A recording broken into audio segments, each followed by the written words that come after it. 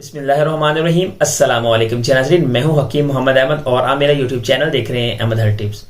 मैं उम्मीद करता हूं कि आप तमाम मेरे सब्सक्राइबर खैरियत से होंगे और जिन जोड़ों के पास औलाद नहीं है, मैं दुआ करता हूं कि अल्लाह ताला की ज़ात उनको औलाद नरीना जैसी नेमत अता फरमाएं। आमीन सुम्मा आमीन। आज की हमारी वीडियो का जो टॉपिक है वो ये है कि औरतों में हमल ना ठहरने की एक बड़ी वजह बच्चादानी की कमजोरी। बच्चादानी की जब आपको कमजोरी हो जाती है तो उसमें सबसे ज्यादा आपने नोट ये किया होगा कि खवातीन को हर माह हमल की निशानियां जाहिर हो रही होती हैं। हमल की निशानियां जाहिर होती हैं, उसके बाद उनको क्लॉट्स फील होते हैं और क्लॉट्स फील होने के बाद उनको प्रॉपरली प्रेगनेंसी नहीं होती और उनको पीरियड्स आ जाते हैं।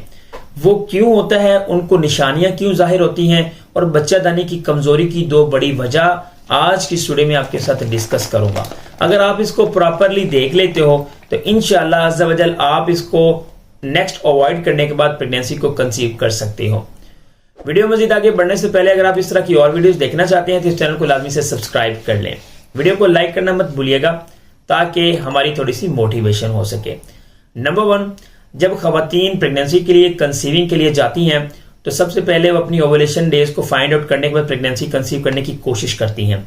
जब खवातीन का पहला प्रोसेस कंप्लीट हो जाता है जिसमें खवातीन के जो जरासीम होते हैं और मेल का जरासीम आपस में मिलते हैं, इनका कनेक्शन होने के बाद आपकी फर्टिलाइजेशन कंप्लीट हो जाती है।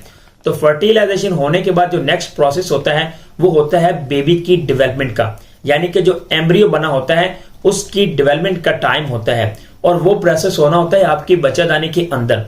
अगर बच्चादानी की आपको कमजोरी है तो आपको निशानियां तो जाहिर होंगी, यानी कि आपके पेट के निचले हिस्से में आपको दर्द भी होगा, यानी कि इम्प्लांटेशन का भी दर्द हो सकता है।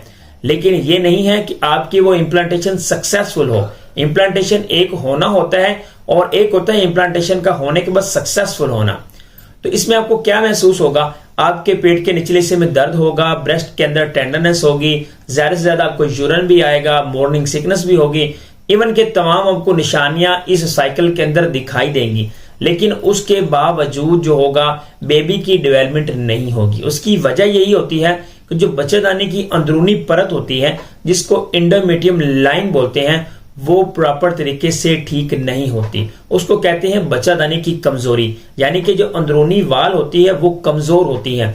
वो कमजोर क्यों होती है, उसकी दो बड़ी वजह हम डिस्कस कर लेते हैं। सबसे पहले, जब खवातीन का हार्मोन जिसको बोलते हैं एस्ट्रोजन, ये प्रॉपर तरीके से इसका लेवल जब बढ़ता है तो ये एंडोमेट्रियम को रेडी करता है। रेडी किस तरह से करता है, जब ये एंडोमेट्रियम की लाइन टूटती है तो खवातीन को ब्लड होता है, यानी कि उनको पीरियड्स आते हैं। जब उनको पीरियड्स आ जाते हैं तो इसकी तमाम की तमाम थिकनेस जो होती है वो टूट जाती है। लेकिन पीरियड्स जब आपकी शैडो हो जाती है, खत्म हो जाती है, तो तब इसका जो साइज होता है वो तकरीबन 3 से 4 मिलीमीटर होता है। ये जो आपकी अंदरूनी परत होती है इसका इतना साइज होता है। जब इसका size with the passage of time increase होता है तो पीरियड्स के 14वें दिन तक तकरीबन इसका साइज होता है 10 से 12 मिलीमीटर तक पहुंच जाता है। अगर इसकी इतनी मोटाई बन जाती है तो आपके प्रेगनेंसी ठहरने के जो चांसेस होते हैं वो यहां तक बहुत आसान हो जाते हैं। उसकी बड़ी वजह ही यही होती है, जो खवातीन होती हैं वो ज्यादा से ज्यादा जो होता है प्रेगनेंसी को कंसीव करने की कोशिश करती हैं तो आप जो करते तरह तरह के जुगाड़ लगाती हैं जिनमें डीएनसी का भी होना होता है। जब खवातीन डीएनसी करवाती हैं, डीएनसी एक ऐसा प्रोसेस है जिसके अंदर खवातीन की बच्चादानी की अंदरूनी तरीके से खोदाई की जाती है। जब आप प्रेगनेंसी कंसीव करने की कोशिश करते हो तो आपकी इम्प्लांटेशन सक्सेसफुल हो जाती है, लेकिन सक्सेसफुल होने के बाद आपका मिसकैरेज हो गया तो आपने क्या किया, डीएनसी का सहारा लिया, आपने बच्चादानी की खुदाई करवाई, उसकी सफाई करवाई। तो कुछ पीसेज ऐसे होते हैं जो अंदर रह जाते हैं तो उसको बाहर निकालने की जद में आकर आपकी जो एंडोमेट्रियम होती है वो भी बाहर निकल आती है। तो बाहर होने की वजह से उसकी जो थिकनेस होती है वो इतनी नहीं रहती, वो पतली हो जाती है। तो जब भी एम्ब्रियो फर्टाइल होगा, यानी कि बेबी फर्टिलाइजेशन की तरफ जाएगा, तो उसका जो डेवलपमेंट का टाइम होगा वो अंदर एंडोमेट्रियम के साथ नहीं होगा। जब आपकी डेवलपमेंट सही तरीके से नहीं होगी, इम्प्लांटेशन सही तरीके से नहीं होगी तो आपका हमल नहीं ठहरता। तो ये दो ऐसी बड़ी वजूहात हैं जिसकी वजह से जो प्रॉपर तरीके से आपका हमल नहीं हो पाता। नंबर 1 क्या है, एस्ट्रोजन की कमी।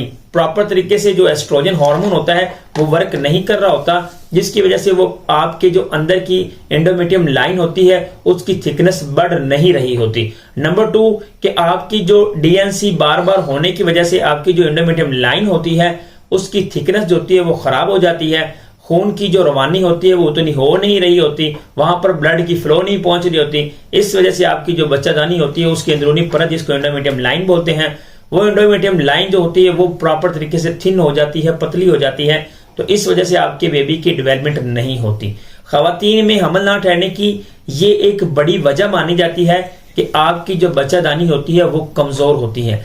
इसको किस तरीके से ठीक किया जा सकता है और कौन कौन से ऐसे सप्लीमेंट्स हैं जिनकी वजह से आप प्रॉपर तरीके से दोबारा कंसीव कर सकते हो। अगर आप चाहते हो कि इसके ऊपर मैं प्रॉपरली एक डिटेल के साथ वीडियो बनाऊं जिससे आपकी जो थिकनेस है वो ठीक हो जाए और आप बार बार कंसीव कर सकें, तो आप नीचे कमेंट में लाजमी बताइएगा।